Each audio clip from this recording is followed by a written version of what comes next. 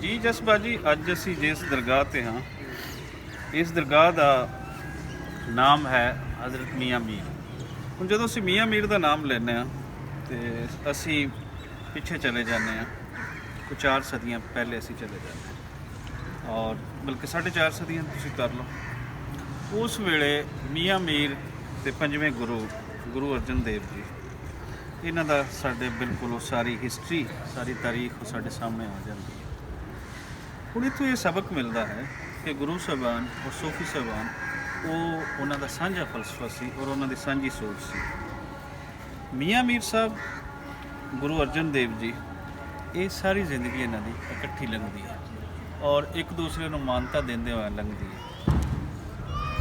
ਅੱਜ ਖਾਸ ਕਰ ਜਿਹੜਾ 47 ਦੇ ਵੇਲੇ ਇਹ ਚੀਜ਼ ਵਾਪਰੀ, ਜਿਹੜੀ ਮਜ਼ਹਬੀ ਨਫ਼ਰਤ ਇੱਕ ਦੂਸਰੇ ਦੇ ਦਰਮਿਆਨ ਜ਼ਿਆਦਾ ਫੈਲੀ, ਉਸ ਦਾ ਅਗਰ ਅਸੀਂ ਸੂਫੀਆਂ ਦੇ ਫਲਸਫੇ ਔਰ ਗੁਰੂਆਂ ਦੇ ਫਲਸਫੇ ਉਹਨੂੰ ਨਾਲ ਲੈ ਕੇ ਚੱਲਦੇ ਤੇ ਪੰਜਾਬ ਦੇ ਵਿੱਚ ਧਾਰਮਿਕ ਨਫ਼ਰਤ ਉਹ ਵਧਣੀ ਸੀ ਜਾਂ ਕਿ ਉਹਦੀ ਕੋਈ ਗੁੰਜਾਇਸ਼ ਨਹੀਂ ਸੀ।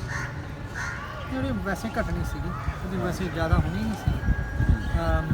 ਪਾਰਟੀਸ਼ਨ ਨੇ ਵੈਸੇ ਜ਼ਿਆਦਾ ਕੀਤਾ, ਵੈਸੇ ਉਸ ਤੋਂ ਪਹਿਲਾਂ ਤਾਂ ਕੋਈ ਇਸ ਤਰ੍ਹਾਂ ਦੀ ਨਫ਼ਰਤਾਂ ਨਹੀਂ ਸੀਗੀਆਂ। ਤਾਂ ਲੋਕੀ ਤਾਂ ਉਸ ਦੇ ਮੁਤਾਬਿਕ ਹੀ ਪਹਿਲਾਂ ਚੱਲਦੇ ਸੀਗੇ ਕਿ ਉੱਥੇ ਤੁਸੀਂ ਜ਼ਿਕਰ ਕੀਤਾ ਹਜ਼ਰਤ ਮੀਆਂ ਮੀਰ ਦਾ, ਜਦੋਂ ਗੁਰੂ ਅਰਜਨ ਦੇਵ ਜੀ ਨੇ ਗੁਰੂ ਹਰਿਮੰਦਰ ਸਾਹਿਬ ਜਦੋਂ ਬਣਾਉਣਾ ਸੀਗਾ, ਜਦੋਂ ਨੀਂਹ ਪੱਥਰ ਰੱਖਣਾ ਸੀਗਾ, ਉਹਨੇ ਇੱਕ ਸੱਚੇ ਸੁੱਚੇ ਇਨਸਾਨ ਨੂੰ ਸੱਦਣਾ ਸੀਗਾ ਨੀਂਹ ਪੱਥਰ ਰੱਖਣ। ਤਾਂ ਉਸ ਵਕਤ ਹਜ਼ਰਤ ਮੀਆਂ ਮੀਰ ਨੂੰ ਚੁਣਿਆ ਗਿਆ ਕਿਉਂਕਿ ਉਹ ਸੱਚੇ ਸੁੱਚੇ ਇਨਸਾਨ ਸੀਗੇ। ਮੈਂ ਨਹੀਂ ਦੇਖਿਆ ਕਿ ਬਸ ਸਿੱਖ ਚਾਹੀਦਾ ਜਿਹਨੇ ਨੀਂਹ ਪੱਥਰ ਰੱਖਣਾ ਹੈ। ਉਹਨੇ ਦੇਖਿਆ ਕੌਣ ਚੰਗੇ ਸੀ, ਕੌਣ ਸੱਚੇ ਸੀਗੇ। ਜੇ ਮਰਜ਼ੀ ਮਜ਼ਹਬ ਦਾ ਹੋਵੇ ਤਾਂ ਉਦੋਂ ਉਸ ਮੀਆਂ ਮੀਰ ਸੀ। ਤਾਂ ਆਹ ਜਿਹੜੀ ਸਾਂਝ ਆ ਆਹ ਉਦੋਂ ਸੀਗੀ, ਉਸ ਤੋਂ ਬਾਅਦ ਵੀ ਸੀਗੀ।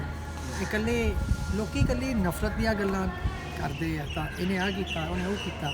ਪਰ ਅਸੀਂ ਨੇ ਗਾਹਾਂ ਜਾ ਕੇ ਵੀ ਦੇਖੀ ਹੈ, ਜੋ ਗੁਰੂ ਗੋਬਿੰਦ ਸਿੰਘ ਸਾਹਿਬ ਦਾ ਟਾਈਮ ਆਉਂਦਾ, ਪੀਰ ਬੁੱਧੂ ਸ਼ਾਹ ਦਾ ਟਾਈਮ ਆਉਂਦਾ, ਉਦੋਂ ਪੀਰ ਬੁੱਧੂ ਸ਼ਾਹ ਨੇ ਜੋ ਪਠਾਨ ਇਕੱਠੇ ਕੀਤੇ ਸੀਗੇ, ਹਕੀਕਮ ਸ਼ਾਹ, ਹਕੀਕਮ ਖਾਨ, ਹਯਾਤ ਖਾਨ, ਆਪਣੇ ਮੁਰੀਦ ਸਾਰੇ ਮੁਰੀਦ ਇਕੱਠੇ ਕੀਤੇ। ਤਾਂ ਫਿਰ ਉਹਦੇ ਆਪਣੇ ਬੇਟੇ ਵੀ ਸ਼ਹੀਦ ਹੋਏ ਭੰਗਾਣੀ ਦੀ ਜੰਗ 'ਤੇ।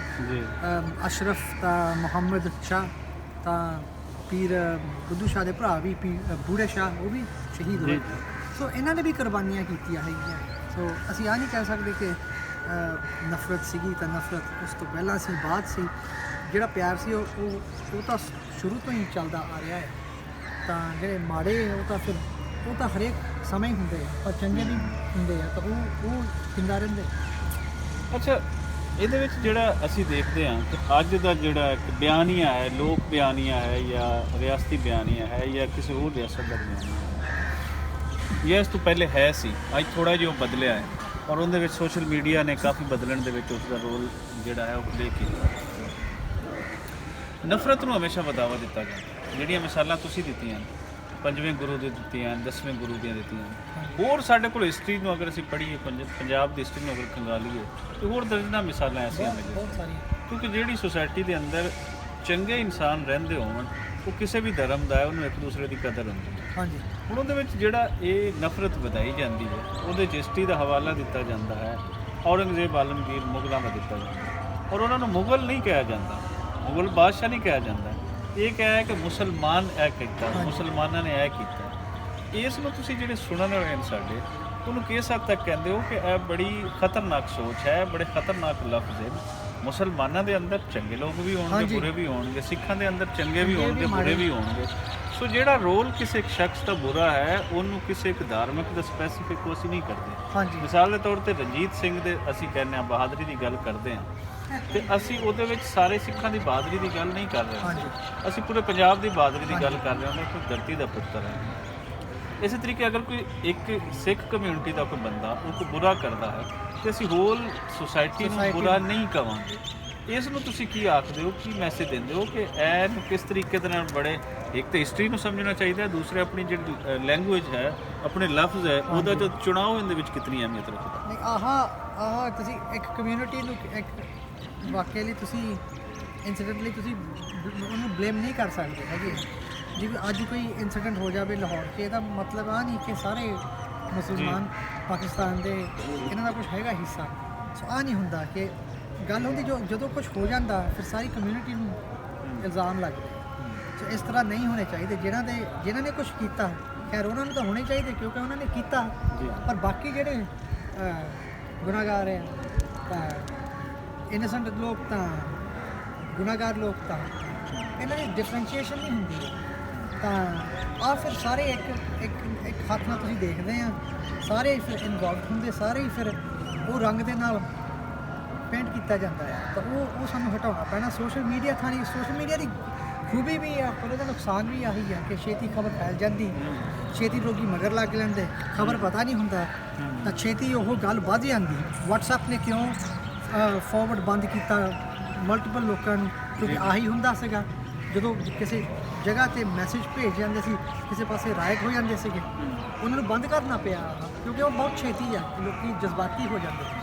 ਸੋ ਇਹ ਚੀਜ਼ ਸਾਨੂੰ ਸੋਚਣੀ ਚਾਹੀਦੀ ਹੈ ਕਿ ਕੀ ਹੋ ਰਿਹਾ, ਕਿਉਂ ਹੋ ਰਿਹਾ। ਤਾਂ ਕਿਸੇ ਕਮਿਊਨਿਟੀ ਨੂੰ ਟਾਰਗੇਟ ਕਰਨਾ ਇੱਕ ਇਨਸੀਡੈਂਟ ਹੋਆ ਗਲਤ ਹੈ।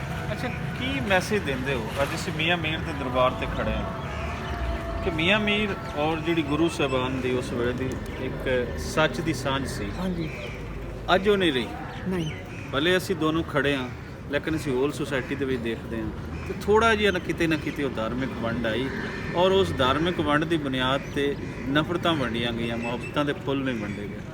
ਕੀ ਕਹਿੰਦੇ ਹੋ ਆਮ ਲੋਕਾਂ ਨੂੰ ਕਿ ਮੀਆਂ ਮੀਰ ਦੀ ਰਾਹ ਤੇ ਚੱਲਣਾ ਔਰ ਗੁਰੂ ਅਰਜਨ ਦੇਵ ਦੀ ਰਾਹ ਤੇ ਚੱਲਣਾ ਉਹ ਪੰਜਾਬ ਦਾ ਔਰ ਇਸ ਦੁਨੀਆ ਦਾ, ਇਸ ਖਿੱਤੇ ਦਾ ਔਰ ਸਿੱਖ ਮੁਸਲਿਮ ਫਰੈਂਡਸ਼ਿਪ ਵਾਸਤੇ ਕਿਤਨਾ? ਹਾਂਜੀ, ਆ ਰਾਸਤੇ ਮੁਸ਼ਕਿਲ ਆ ਜਿਹੜੇ ਚੱਲਣੇ ਹੁੰਦੇ। ਮੀਆਂ ਮੀਰ ਦਾ ਰਾਹ, ਗੁਰੂ ਨਾਨਕ ਸਾਹਿਬ ਦਾ, ਗੁਰੂ ਅਰਜਨ ਦੇਵ ਸਾਹਿਬ ਦਾ, ਹੋਰ ਕਈ ਜਿਹੜੇ ਆਏ ਗਏ ਆ ਵੀਰ ਪੈਗੰਬਰ, ਉਹਨਾਂ ਦੇ ਰਾਸਤੇ ਸੌਖੇ ਨਹੀਂ ਹੈਗੇ। ਤਾਂ ਕਿਉਂਕਿ ਉਹ ਸੱਚ ਦਾ ਸਾਥ ਦਿੰਦੇ ਆ, ਤਾਂ ਉਹ ਸੱਚ ਜੀਣਾ ਮੁਸ਼ਕਿਲ ਆ ਕਿਉਂਕਿ ਸਾਡੇ ਅੰਦਰ ਇੱਕ ਜੰਗ ਆ। ਸੋ ਉਹ ਜੰਗ ਸਾਨੂੰ ਜਿੱਤਣੀ ਪੈਣੀ।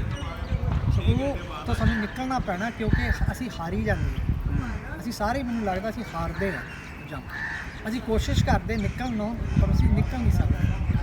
ਸੋ ਮੇਰੀ ਆਹੀ ਆ ਕਿ ਜਿੰਨੀ ਕੋਸ਼ਿਸ਼ ਕਰ ਸਕਦੇ ਸਿੱਖਣ ਨੂੰ ਕਿ ਤੁਹਾਡੇ ਮਜ਼ਹਬ ਧਰਮ 'ਚ ਕੀ ਲਿਖਿਆ ਹੈ। ਤਾਂ ਜੇ ਤੁਸੀਂ ਸਹੀ ਸਿੱਖਦੇ ਤਾਂ ਸਹੀ ਕਰਦੇ, ਫਿਰ ਤੁਹਾਨੂੰ ਕੋਈ ਸੋਚ ਹੀ ਨਹੀਂ ਇਸ ਤਰ੍ਹਾਂ ਦੀ ਕਿ ਕੋਈ ਅਲੱਗ ਆ। ਹੁਣ ਅਸੀਂ ਰੋਜ਼ ਜਦੋਂ ਰੋਜ਼ ਸਿੱਖ ਪਾਠ ਕਰਦਾ ਆ, ਹਰ ਮੈਂ ਜੋਤ ਮੈਂ ਸੋਈ, ਜੋਤ ਉਹ ਸਭ ਦੇ ਵਿੱਚ ਆ। ਸਭ ਮੈਂ ਜੋਤ ਮੈਂ ਸੋਈ, ਉਹ ਉਸ ਜੋਤ ਸਭ ਦੇ ਅੰਦਰ ਆ। ਜੇ ਤੁਸੀਂ ਮੰਨਦੇ ਨਹੀਂ ਕੋਈ ਜੋਤ ਕਿਸੇ ਹੋਰ ਦੇ ਅੰਦਰ ਆ, ਫਿਰ ਤੁਸੀਂ ਪੜ੍ਹਦੇ ਕੀ ਆ? ਸੋ ਜੇ ਤੁਸੀਂ ਸੋਚਦੇ ਆ ਕਿ ਆਹ ਮਾੜਾ, ਆਹ ਫਲਾਨਾ, ਉਹਦੇ ਅੰਦਰ ਵੀ ਜੋਤ ਹੀ ਹੈ। ਜਦੋਂ ਤੁਹਾਨੂੰ ਦੱਸਿਆ ਗਿਆ ਕਿ ਜੋਤ ਅੰਦਰ ਆ, ਫਿਰ ਜੇ ਤੁਸੀਂ ਨਹੀਂ ਮੰਨਦੇ, ਫਿਰ ਤੁਸੀਂ ਆਪਣੇ ਧਰਮ ਦੇ ਨਹੀਂ ਪੱਕੇ ਹੋ, ਤੁਸੀਂ ਆਪਣਾ ਧਰਮ ਨਹੀਂ ਸਮਝ ਸਕਦੇ। ਜਿੰਨਾ ਚਿਕਰ ਤੁਸੀਂ ਆਪਣਾ ਮਜ਼ਹਬ ਧਰਮ ਸਮਝ ਨਹੀਂ ਸਕਦੇ, ਉਹਨਾਂ ਚਿਕਰ ਤੁਸੀਂ ਕੁਝ ਕਰ ਨਹੀਂ ਸਕਦੇ। ਤੁਸੀਂ ਵਰਡਸ ਭਾਵੇਂ ਪੜ੍ਹੀ ਜਾਓ, ਪਰ ਜਿੰਨਾ ਚਿਕਰ ਉਹ ਪ੍ਰੈਕਟੀਕਲ ਨਹੀਂ ਹੁੰਦੇ, ਉਹਨਾਂ ਚਿਕਰ ਜਿਹੜੀ ਜੰਗ ਆ ਸਾਡੇ ਅੰਦਰ, ਉਹ ਤੁਸੀਂ ਜਿੱਤ ਨਹੀਂ ਸਕਦੇ। ਠੀਕ। ਲਓ ਜੀ, ਇਹ ਸੀ ਗੱਲਬਾਤ ਜਸਵਿੰਦਰ ਸਿੰਘ ਬਹਾਦੁਰਾਂ ਦੇ ਨਾਲ, ਔਰ ਇਹ ਗੱਲ ਅਸੀਂ ਬਹੁਤ ਜ਼ਰੂਰੀ ਸਮਝੀ ਕਿ ਅਸੀਂ ਮੀਆਂ ਮੀਰ ਦੇ ਦਰਬਾਰ ਤੇ ਇਹ ਟਾਕ ਲਾਜ਼ਮੀ ਕਰੀਏ ਔਰ ਦੁਨੀਆ ਨੂੰ ਇੱਕ ਮੈਸੇਜ ਦਈਏ, ਖਾਸ ਕਰ ਸਿੱਖ ਔਰ ਮੁਸਲਮਾਨ ਜਿਹੜੇ ਨਵੀਂ ਨਸਲ ਹੈ ਉਹਨਾਂ ਨੂੰ ਦਈਏ। ਸੋ ਮੈਂ ਸ਼ੁਕਰੀਆ ਅਦਾ ਕਰਦਾ ਹਾਂ ਲੰਡਨ ਤੋਂ ਆਏ ਆਪਣੇ ਵੀਰ ਜਸਬਾਤ ਜੀ ਦਾ, ਔਰ ਮੈਂ ਇਹ ਵੀ ਕੋਸ਼ਿਸ਼ ਕਰਾਂਗਾ ਕਿ ਇਹ ਜਿਹੜਾ ਹੈ ਗੱਲ ਹੈ, ਅਗਰ ਇਹ ਤੁਹਾਨੂੰ ਚੰਗੀ ਲੱਗਦੀ ਹੈ, ਤੁਸੀਂ ਇਸ ਸੁਸਾਇਟੀ ਦੇ ਵਿੱਚ, ਇਸ ਦੁਨੀਆ ਦੇ ਵਿੱਚ ਅਮਨ ਵੇਖਣਾ ਚਾਹੁੰਦੇ ਹੋ, ਆਪਸੀ ਪਿਆਰ ਵਧਾਉਣਾ ਚਾਹੁੰਦੇ ਹੋ, ਤੇ ਇਹਨੂੰ ਕਮ ਅਜ਼ ਕਮ ਆਪਣੇ ਕਲੋਜ਼ ਸਰਕਲ ਦੇ ਵਿੱਚ ਲਾਜ਼ਮੀ ਸ਼ੇਅਰ ਕਰੋ। ਬਹੁਤ ਸ਼ੁਕਰੀਆ ਤੁਹਾਡਾ।